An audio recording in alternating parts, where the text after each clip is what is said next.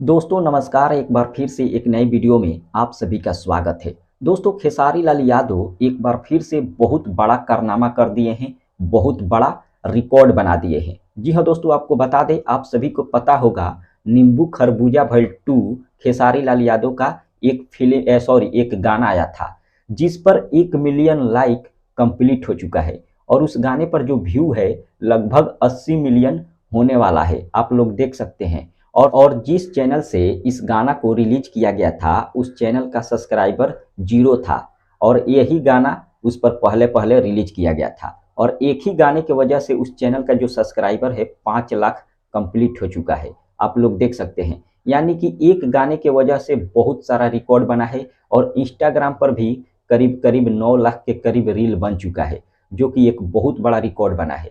जो लोग इस गाने को अभी तक नहीं सुने हैं, एक बार जाकर जरूर सुनिए। वेस्ट भोजपुरी से रिलीज किया गया है, बहुत जबरदस्त गाना है। फिलहाल इतना ही, मिलते हैं अगले वीडियो में। धन्यवाद।